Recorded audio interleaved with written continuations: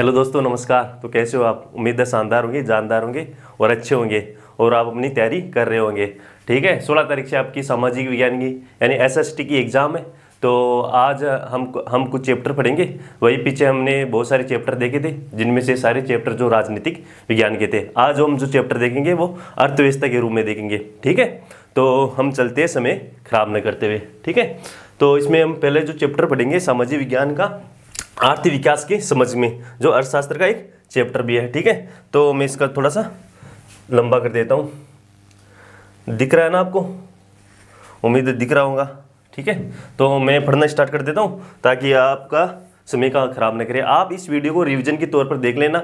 न केवल आपको ये वीडियो पढ़ाई में काम आएगा, बल्कि जो मैं और चीज़ें बताऊंगा वो भी आपके जो जागरूक होने में काम भी आएगी। ठीक है, तो चलते हैं हम अपने वीडियो पे या अपने टॉपिक पे।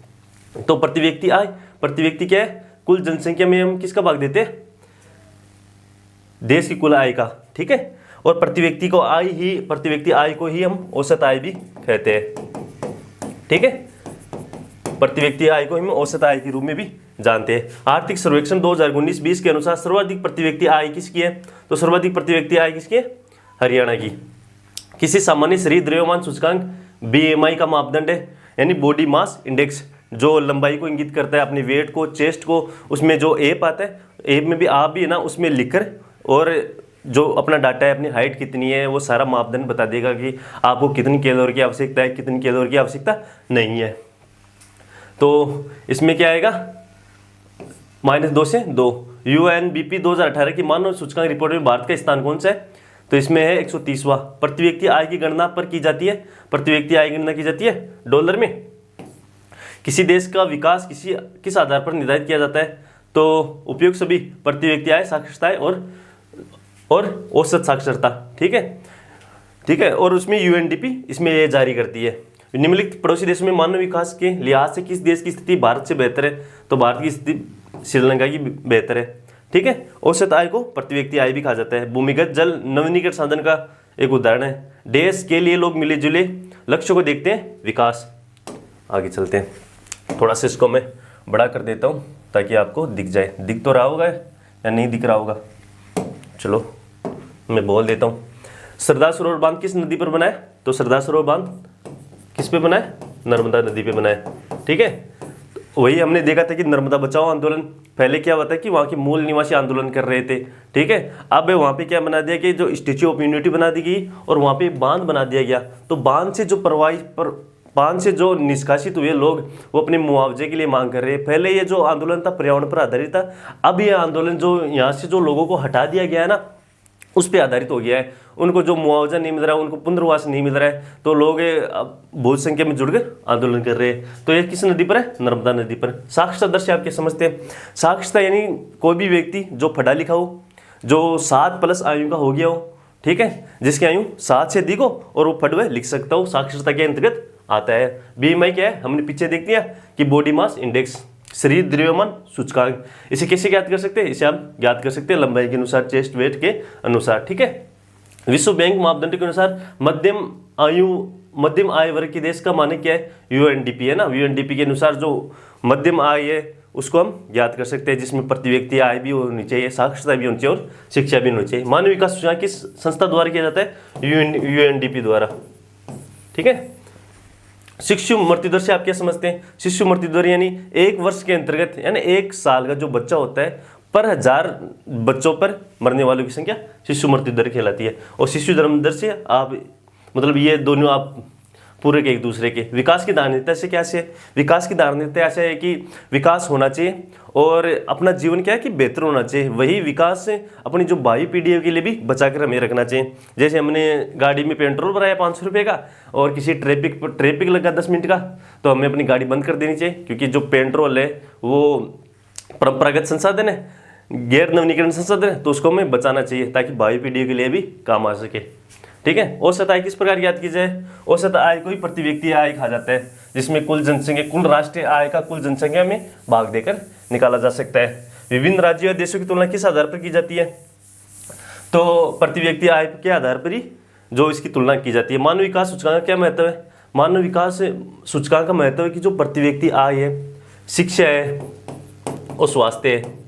इनके आधार पर जो सारी घटनाएं होती है, जो सारी चीज़ें होती है, उसी के आधार पर किसी देश की मापदंड को निर्धारित किया जाता है। पीछे हमने पढ़ा था कि भारत की रैंक 130वीं है। अगर हम देखें तो इसमें जो स्विट्जरलैंड है, आइसलैंड है, फिनलैंड है, नीदरलैंड है, ये सारे देश है इसकी मानव विकास सूचकांक पर सीधा खरा उतरते हैं। ठीक है, विकास के अंतर्गत सामान्य लोग किन लक्ष्यों को प्राप्त करना चाहते हैं? शिक्षा जैसी, स्वास्थ्य जैसी चीज़ों को प्राप्त करना चाहते हैं। निम्नीकरण व गैर निम्नीकरण साधनों में क्या अंतर है?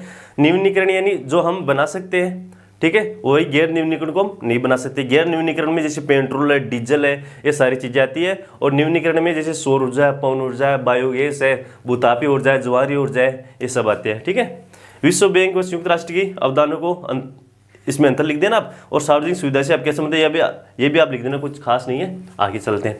ठीक है, तो ये मोटा माटी है। पहले इसमें से सबसे अगर मोस्ट इंपोर्टेंट क्वेश्चन की बात करूँ तो मैं मानव विकास सूचकांक जो संस्था है वो कौन सी है? यूएनडीपी है। और किन मापदंडों पर ये लागू करती है? विकास की धारणता से क्या से, ये सारी जो मेन जो परिभाषा है आप देखने की कोशिश करना। ठीक है, आगे चलते हैं। आगे ये भारत अर्थव्यवस्था के क्षेत्र, तो कितने क्षेत्र है? 3 क्षेत्र है, प्राथमिक क्षेत्र, द्वितीय क्षेत्र और तृतीय क्षेत्र। कौन सा विकास सेवा क्षेत्र को व्यक्त नहीं करता? तो सेवा क्षेत्र को व्यक्त नहीं करता डेयरी उत्पादन, क्योंकि डेयरी उत्पादन, मत्स्य पालन, कृषि पालन ये प्राथमिक क्षेत्र के अंतर्गत आते हैं। सकल घरेलू उत्पाद है, सकल घरेलू उत्पाद है तो कृषि क्षेत्र प्लस औद्योगिक क्षेत्र, सेवा क्षेत्र।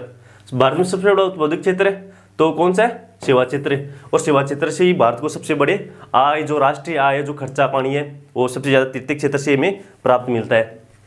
भारत का सर्वाधिक रोजगार क्षेत्र है, सर्वाधिक रोजगार देने वाला एक तो कृषि क्षेत्र है। कृषि है क्या? वही है, 3/4 लोगों को यह रोजगार प्रदान करता है। 75% जनसंख्या आज भी कृषि में संलग्न है।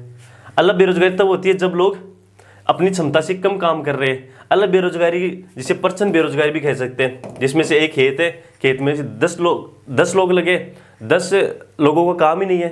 ठीक है, 5 लोगों का काम है। अगर उन 5 लोगों को हटा भी दिया जाए तो उस पर उत्पादन पे कोई फर्क नहीं पड़ेगा। गेहूं है, वो बाजरा, वो उतना का उतना ही उत्पादित होगा। ठीक है, तो इसे परसेंट बेरोजगारी के अंतर्गत भी लिख सकते हैं। देश क्षेत्र में श्रमिक वस्तु का उत्पादन नहीं करते, तृतीयक। भारत में बड़े अनुपात में श्रमिक असंगठित क्षेत्र में काम करे। असंगठित यानी जो निजी क्षेत्र है, जो सरकार के स्वामित्व के अंतर्गत नहीं आते। कपास एक प्राथमिक उत्पाद है और कपड़ा एक विनिर्मित उत्पाद है। प्राथमिक, द्वितीयक और तृतीयक क्षेत्रों की गतिविधियां परस्पर आपस में निर्भर है। सेवा क्षेत्र में रोजगार में उत्पादन के समय समान अनुपात में वृद्धि नहीं हुई है। आगे चलते हैं। इसमें आप ध्यान रखना प्राथमिक क्षेत्र, द्वितीय क्षेत्र और तृतीय क्षेत्र के बारे में। ये प्राथमिक क्षेत्र में जैसे कृषि है, मत्स्य पालन है, डेयरी आते हैं। वही द्वितीय क्षेत्र में जो कच्चे पदार्थों यानी विनिर्माण की जो चीज़ें आती है और उद्योगों से संबंधित ये चीज़ें होती है। जैसे कच्चा उद्योग में जैसे कपास उद्योग है, गन्ना उद्योग है, ठीक है, सीमेंट उद्योग है, ये सारी जो द्वितीय क्षेत्र के अंतर्गत आती है। वही प्राथमिक क्षेत्र, द्वितीय क्षेत्र और तृतीय क्षेत्र आपस में पूरक भी है, ये परस्पर काम भी आते हैं। ठीक है, अगर प्राथमिक क्षेत्र की जो चीज़ें उत्पादित होकर द्वितीय क्षेत्र के अंतर्गत हम इसको रख सकते हैं। ठीक है, महात्मा गांधी ग्रामीण रोजगार कब लागू हुआ? तो 2005 में लागू है ये। ठीक है, और ये 125 दिनों की गारंटी देता है काम करने वालों की, जो नरेगा में या महिला या पुरुष जो भी काम करता है उसको।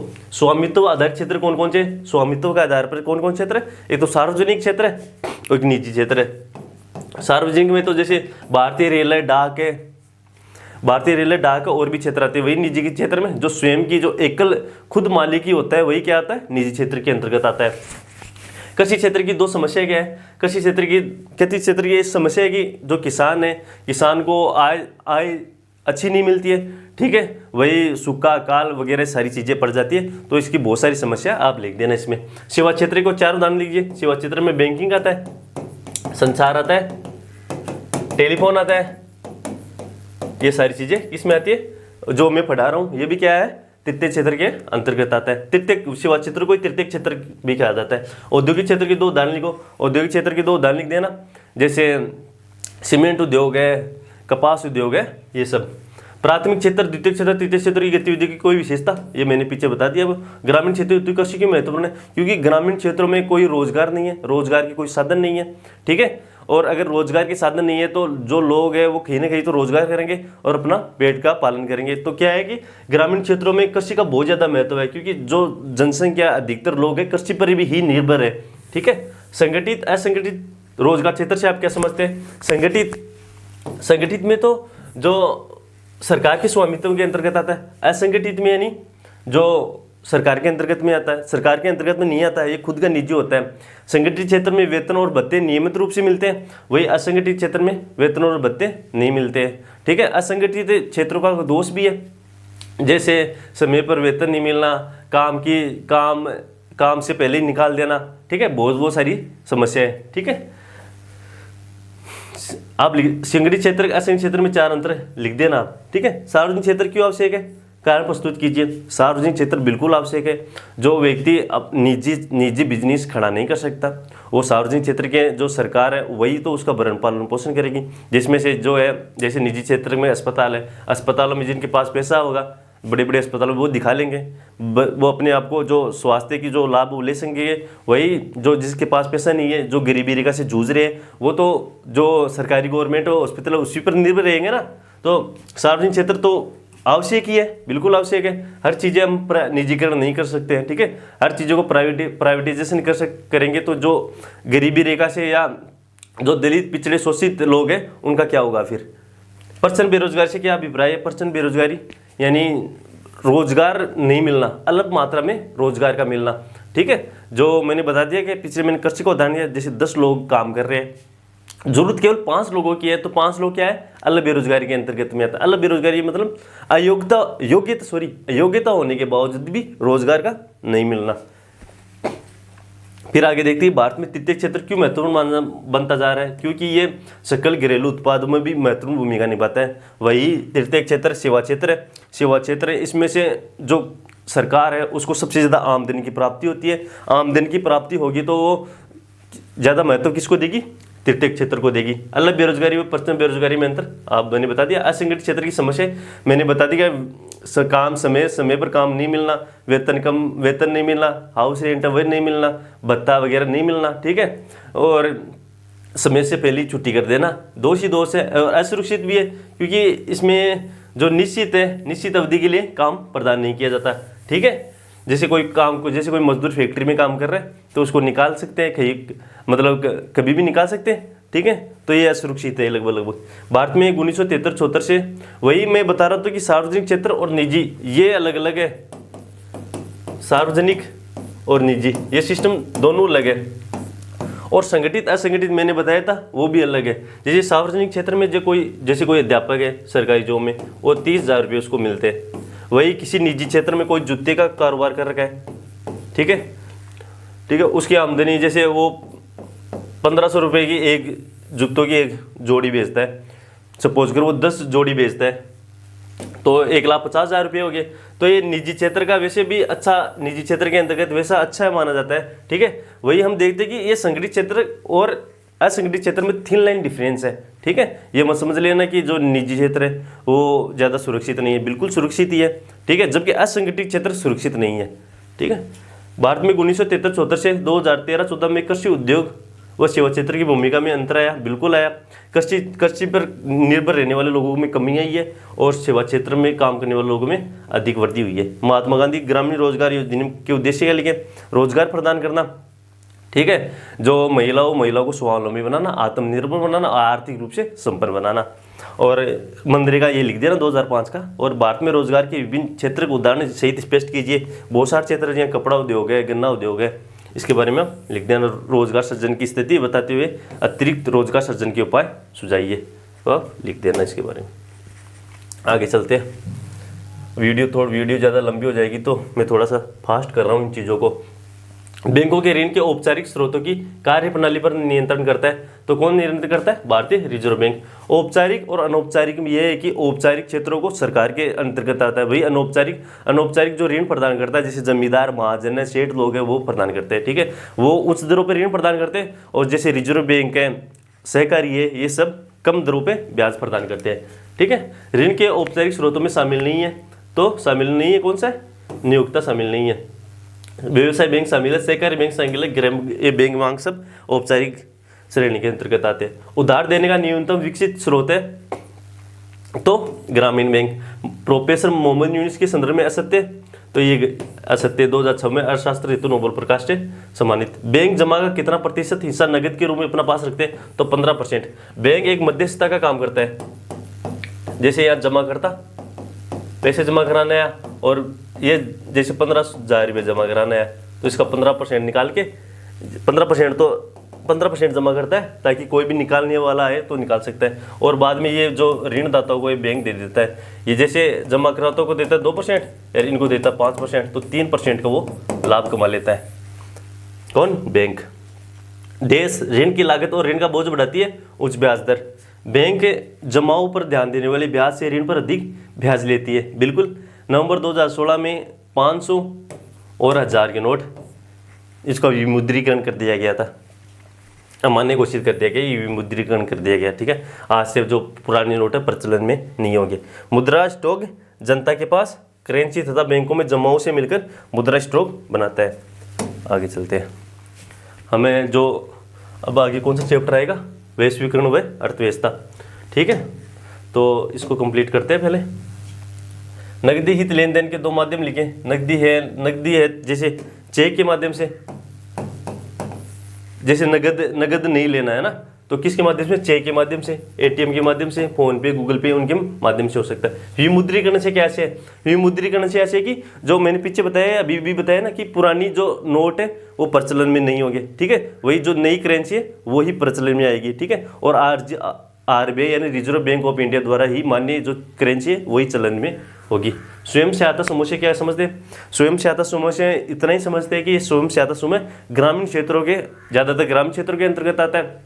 ग्रामीण क्षेत्रों के अंतर्गत आने के कारण ही जो इसमें ज़्यादा है कि महिलाओं को स्वावलंबी बनाया जाता है। जैसे 10-15 महिला इकट्ठी हो गई और अपना वो जो काम है वो निकलवा सकती है। जैसे एक महिला को 500 रुपये की जरूरत है तो उसको मिल जाता है, ब्याज भी नहीं मिलता और बचत भी उसको मिल जाती है, मतलब समय पर भी देना नहीं पड़ता। तो इसके लाभ ही लाभ है स्वयं सहायता समूह के। मांग जमा क्या होती है? बैंक जो अपने पैसे जमा करता उसको ही जमा के अंतर्गत आता है। भारत में करेंसी नोट किसके द्वारा किया जाता है? तो आरबीआई के द्वारा जारी कर दिया जाता है। भारतीय मुद्रा किस नाम से जाना जाता है? तो भारतीय रुपया, भारतीय रुपया भी बोल सकते हैं। ये क्या हो गया? भारतीय रुपया भी लिख सकते हैं। ठीक है, मुद्रा के दो आधुनिक लाभ, धातु पत्र है, एक तो धातु पत्र लिख देना। ठीक है, और जो करेंसी है वो लिख देना। मुद्रा का विनिमय माध्यम को स्वीकार करने के दो कारण लिखो। मुद्रा को विनिमय का माध्यम स्वीकार करने के दो कारण लिखे। यह आरबीआई तय करती है इसका, जो स्वीकार करना है या नहीं स्वीकार करना है। ठीक है, अगर आरबीआई, हमें जैसे कोई भी लोग मुद्रा को स्वीकार कौन कर सकता है? आरबीआई के द्वारा स्वीकृत होती है, अन्य आदमी इसको स्वीकार नहीं कर सकता। ठीक है, आर्थिक गतिविधियों में बैंकों की क्या भूमिका है? आर्थिक गतिविधियों में बैंकों की भूमिका है कि ये ऋण प्रदान करता है, लेन देन का काम करता है, जमा करता है, और जो जिसको पैसे की जरूरत है उसको बांटता है। भारत में औपचारिक अनौपचारिक साख के स्रोत के नाम लिखो। औपचारिक स्रोत में तो आता है जैसे बैंक, सहकारी समितियां। ठीक है, बैंक और सहकारी समितियां। वही जो अनौपचारिक में आता है जैसे जमींदार है, सेठ है, महाजन है, ये लोग आते हैं। ये कम दर पे ब्याज देते हैं और ये ज़्यादा दर पर ब्याज देते हैं। ठीक है, इनसे जो किसान लेता है इनकी चंगुल में फंस जाता है, और जो अपनी चीज़ें, जो मैंने बताया था कि जो अपनी चीज़ें वो भी गंवा बैठता है। ठीक है, ऋण से आप क्या समझते हैं? ऋण यानी ब्याज है, ऋण साख, ये एक ही बात है ना। ऋण के औपचारिक अनौपचारिक स्रोतों में दो अंतर लिखो। अधिक औपचारिक स्रोतों में कम दर पर ब्याज मिलता है और अनौपचारिक में अधिक दर पर ब्याज मिलता है। ठीक है, इसमें पैसों की कोई सुरक्षा नहीं होती, किसमें? अनौपचारिक में, जबकि औपचारिक में पैसों की सुरक्षा होती है। ठीक है, नकदी रहित लेन देन की कोई दो कारण है, हमने बता दिया। स्वयं सहायता समूह के 4 महत्व है। कम दर पे ब्याज मिल जाता है, पैसे मिल जाते हैं, चाहे कितने भी टाइम आप उसको खर्च कर सकते हैं और ले सकते हैं। ठीक है, स्वयं सहायता समूह किसी को भी, जो महिलाएं आपस में अपना जो रोजगार का काम है वो निकला सकती है। ग्रामीण क्षेत्रों में औपचारिक ऋण स्रोत का विस्तार क्यों आवश्यक है? कारणों को स्पष्ट कीजिए। ग्रामीण क्षेत्रों में बिल्कुल विस्तार क्यों आवश्यक है? विस्तार होना चाहिए ग्रामीण क्षेत्रों में, क्योंकि ग्रामीण क्षेत्रों में ही ज़्यादातर जो महाजन है, सेठ है, जो जमींदार है, वो लोग क्या करते हैं कि किसानों को अधिक ब्याज दर पर ऋण देते हैं और उनको उनको पता भी नहीं होता कि औपचारिक स्रोतों से भी ऋण मिलता है। क्यों? किसको? किसानों को।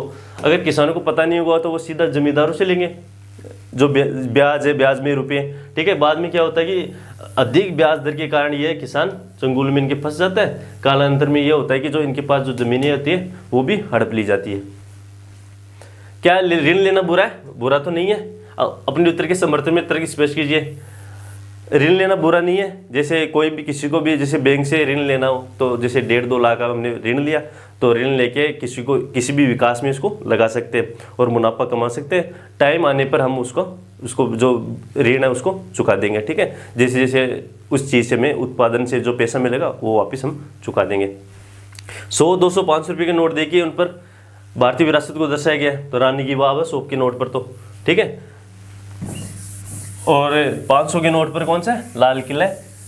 तो आप नोट देके देख लेना। स्वयं सहायता समूह औपचारिक साख स्रोत से किस प्रकार भिन्न है? स्वयं सहायता समूह और औपचारिक साख बेसिकली इसमें ज़्यादा डिफरेंस नहीं है, ठीक है। क्योंकि ये भी कम, स्वयं सहायता समूह भी बहुत कम दर पर ब्याज मिलता है, ठीक है। जो महिलाएं या कोई भी जो संगठन है वो कम दर पर ब्याज लेता है, वही जो औपचारिक में भी कम दर पर ब्याज लेता है, ठीक है।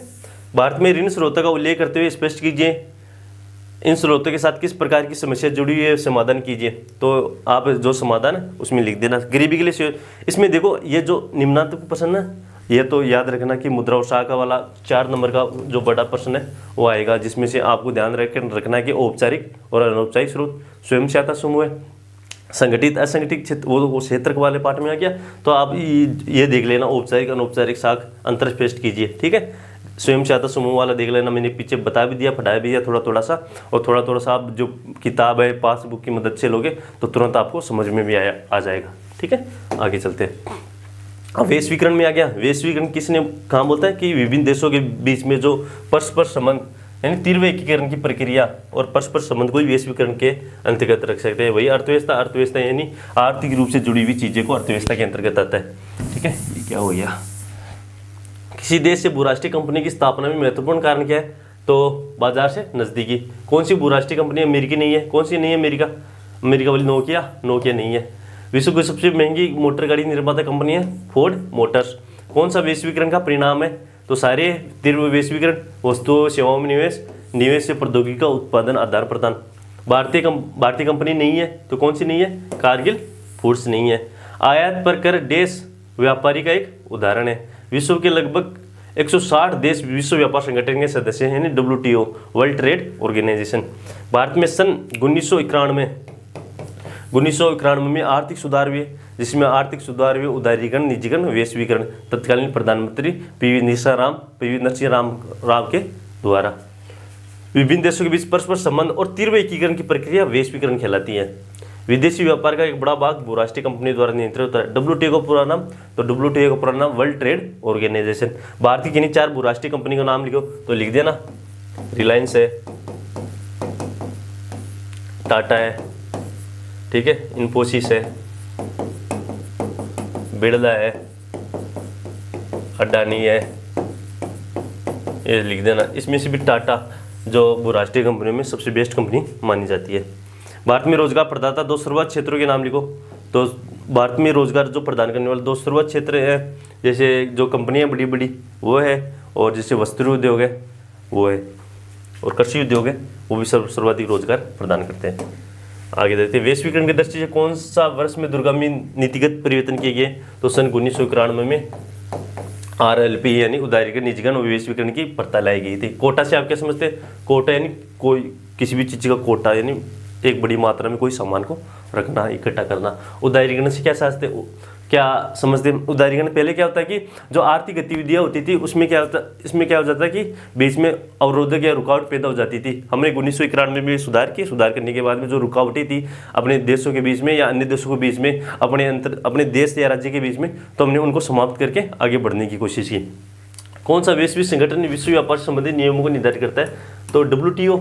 निवेश से क्या अभिप्राय है? निवेश यानी किसी चीज़ में, किसी काम में, किसी पैसों का निवेश करना, ठीक है, वो निवेश के अभिप्राय। ईमेल का पूरा नाम है इलेक्ट्रॉनिक मेल, तो यह लिख देता हूँ इलेक्ट्रॉनिक मेल। दो कारण लिखे जो भारत में बहुराष्ट्रीय कंपनी हेतु महत्वपूर्ण है। 2 कारण लिख देना आप जो बहुराष्ट्रीय कंपनी हेतु महत्वपूर्ण है। ठीक है, बहुराष्ट्रीय कंपनी से आप क्या समझते हैं? जो 2 या 2 से अधिक देशों में काम करने वाली कंपनी को बहुराष्ट्रीय कंपनी कहते हैं। बहुराष्ट्रीय कंपनी किस प्रकार लाभ कर रही है? बहुराष्ट्रीय कंपनियां अधिक से अधिक रोजगार प्रदान करती है। ठीक है, जो संसाधन है, संसाधनों का इष्टतम उपयोग करना सिखाती है। ठीक है, रोजगारों का सृजन प्रदान करती है। विदेशी व्यापार के बुनियादी कार्य क्या है? तो विदेशी व्यापार के बुनियादी है कि जो 1 या 2 या 2 से अधिक विदेशों में जो काम होता है, अपने आपस में जो व्यापार होता है, वही विदेशी व्यापार के अंतर्गत आता है। ठीक है, वैश्वीकरण को परिभाषित हमने कर दिया है। विभिन्न देशों को जोड़ने तो 4 माध्यम लेकिन जो आर्थिक गतिविधियों को तो महत्वपूर्ण है, ये लिख देना। आप किन कारणों से वैश्वीकरण को सुगमता प्रदान की है? तो तीव्र एकीकरण की और आर्थिक रूप से जो चीजें वो मान्य की गई है। वैश्वीकरण व विदेशी निवेश आकर्षित करने हेतु भारत सरकार द्वारा उठाई गई कदमों को तो हमने 1991 में जो वही है रिफॉर्म किए थे। 1991 की पूर्व ये क्वेश्चन देख लेना। बहुराष्ट्रीय कंपनी अन्य कंपनियों से किस प्रकार भिन्न है? बहुराष्ट्रीय कंपनियां अन्य कंपनियों से भिन्न है क्योंकि जो अन्य कंपनियां वो तो अपने देश के भीतर या राज्य के भीतर काम करती है, वही बहुराष्ट्रीय कंपनियां विभिन्न देशों में जा जाकर व्यापार करने की कोशिश करती है। तो मैं आपको बताने की कोशिश करता हूँ क्योंकि इस पार्ट में आप बहुराष्ट्रीय कंपनी के बारे में देखना। ठीक है, और वैश्वीकरण की परिभाषा के बारे में देख लेना, और WTO है, वो सारी चीज़ें आप जो मोटे मोटे इंपॉर्टेंट क्वेश्चन है उसके बारे में देखने की कोशिश करना। ओके दोस्तों, आगे चलते हैं। उपभोक्ता अधिकार में जल्दी इसलिए पढ़ा रहा हूँ ताकि आपको ये रिवीजन में काम आ सके। ठीक है, उपभोक्ता अधिनियम दिवस कब मनाते हैं? 24 दिसंबर को उपभोक्ता दिवस मनाते हैं। भारत में उपभोक्ता संरक्षण अधिनियम कब लागू किया गया? 1986 में। कौन सा उपभोक्ता त्रिस्तरीय तंत्र का नहीं है? तो तहसील नहीं है, जिला या राष्ट्रीय, ये सब है। जिला भी होगा, राज्य भी होगा, राष्ट्रीय भी होगा, तहसील नहीं होगी। वस्तु और सेवा के लिए मानक प्रदान करता है, तो कौन प्रदान करता है? भारतीय मानक ब्यूरो। असंगत को प्रत्यय कीजिए तो न्यूनतम खुदरा मूल्य, ये अलग है। राष्ट्रीय उपभोक्ता दिवस, यह राष्ट्रीय उपभोक्ता दिवस है, वही अंतर्राष्ट्रीय उपभोक्ता दिवस मनाया जाता है 15 मार्च को। 15 मार्च आज ही है अंतर्राष्ट्रीय उपभोक्ता दिवस। कब मनाया जाता है? 15 मार्च को। बाजार में हमारी भागीदारी उत्पादक और उपभोक्ता दोनों पे रूप में होती है। उपभोक्ता आंदोलन का प्रारंभ उपभोक्ताओं के असंतोष के कारण हुआ। देश 1960 के दशक में व्यवस्थित रूप से उपभोक्ता आंदोलन का उदय हुआ। देश 1985 ईस्वी में संयुक्त राष्ट्र ने उपभोक्ता सुरक्षा के लिए संयुक्त राष्ट्र के दिशा निर्देशों को अपनाया। कोपरा से आप क्या समझते हैं? कोपरा यानी उपभोक्ता संरक्षण अधिनियम का दूसरा नाम ही कोपरा है। ठीक है, कंज्यूम रिफॉर्म बोलते हैं। सूचना का अधिकार अधिनियम किस वर्ष लागू किया गया था? तो 2005 को सूचना का अधिनियम लागू किया था। MRP का पूरा नाम, MRP यानी मैक्सिमम रिटेल प्राइस। राष्ट्रीय उपभोक्ता दिवस कब मनाया जाता है? राष्ट्रीय उपभोक्ता दिवस 24 दिसंबर को मनाया जाता है। हॉलमार्क से आप क्या समझते हैं? हॉलमार्क यानी किसी भी चीज़ की शुद्धता का रूप देखना। जैसे धातु या धातु की चीज़ों पर जो हॉलमार्क लगाया जाता है, कोई भी धातु, जैसे चांदी है 24 कैरेट वाली, या चांदी सोना जो धातु पे लगाया जाता है, क्या होता है? हॉलमार्क के अंतर्गत आता है। एक मार्क है जो खाने वाली चीज़ों पे या खाद्य पदार्थों पे जो एक मार्क लगाया जाता है, जो शुद्धता का प्रतीक होता है, जिसमें कोई मिलावट नहीं होनी चाहिए, जिस पे एक मार्क लगाया जाता है। क्लास एक्शन सूट ये आप क्वेश्चन देखें ना। आगे चलते हैं। तो उपभोक्ता विवादों को निपटारे हेतु त्रिस्तरीय न्यायिक तंत्र व्यवस्था किस तरह की? पीछे हमने अब शब्द वाले में देख लिया था ना, ये वाला कौन सा? ये तो है तहसील नहीं होगा इसमें, तो मैं बताता हूँ क्या होगा। उपभोक्ता विवादों के निपटारे हेतु तो राज्य स्तर है, जिला स्तर है, राष्ट्रीय स्तर है। उपभोक्ता आंदोलन के 4 कारण लिखे।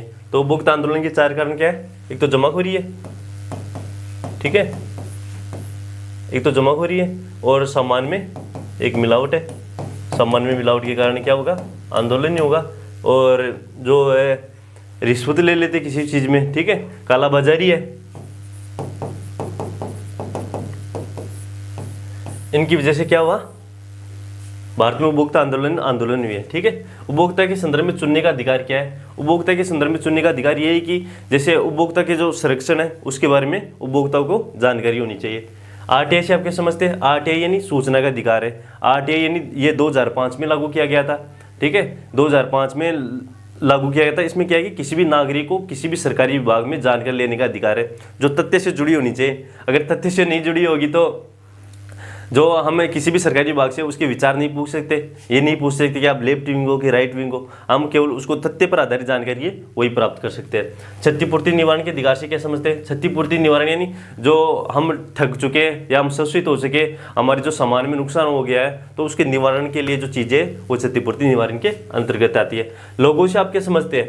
लोगो यानी जैसे लोगो एक पहचान और गुणवत्ता निर्धारित करता है। लोगो यानी एक संकेत होता है, प्रतीक होता है और चिन्ह होता है जो चीज़ों को गुणवत्ता है वो पहचान को निर्धारित करता है। जैसे KMIQ एक लोगो है, KMIQ का लोगो है ना, तो इसको बनाने में ज़्यादा खर्च आता है क्योंकि इसको रजिस्टर्ड कराना पड़ता है।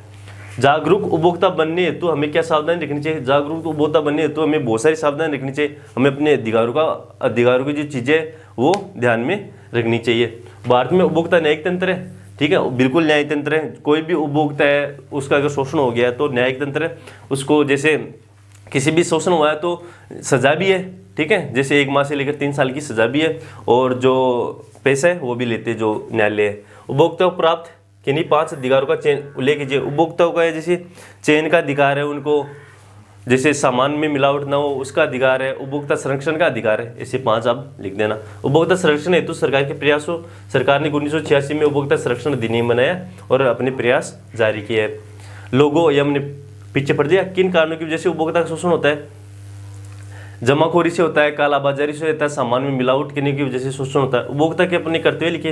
उपभोक्ता कर्तव्य है कि उपभोक्ता को अपने जो अधिकारों है उसके बारे में पता होना चाहिए और समय आने पर या अवसर आने पर उसको प्रयोग करने की जो है उसको ध्यान देना चाहिए किस कहाँ प्रयोग करना है, ठीक है। और ये जो 3 क्वेश्चन है आप बड़े बड़े नियमात्मक वो देख लेना, ठीक है दोस्तों मैंने आपको जो ये सारी चैप्टर है पढ़ाने की कोशिश की है, ठीक है। तो ये एक क्लास है रिवीजन के तौर पर, मैंने फटाफट इसमें जो 20-25 मिनट में ही आपको निपटारा करने की कोशिश की है।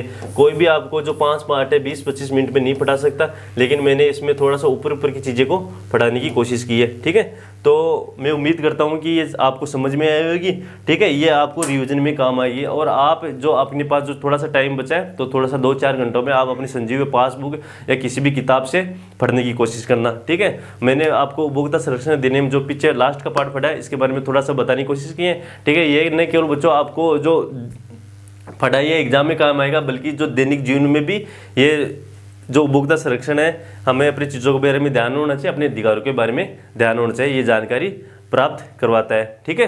तो मैं अपने शब्दों को यही विराम देता हूँ। उम्मीद करता हूँ कि ये सारी जो चैप्टर है मैंने 5 चैप्टर पढ़ाने की कोशिश की थोड़े से ही समय में, ठीक है। इतने से समय में कोई भी ये जो चैप्टर है नहीं करवा सकता। मैंने भी बहुत सारी जल्दबाजी में चीज़ें बताने की कोशिश की, जल्दबाजी में बताने की कोशिश करने का जल्दबाजी में बताने के कारण बहुत सारी चीज़ें छूट भी गई है। तो इसके लिए मैं क्षमा प्रार्थी हूँ। तो आप इसको रिवीजन के तौर पर देख लेना, और मैं उम्मीद करता हूँ कि आपको जो मैंने ये पढ़ाया वो समझ में आई होगी। तो मैं अपने शब्दों को यही विराम देता हूँ। बहुत बहुत धन्यवाद।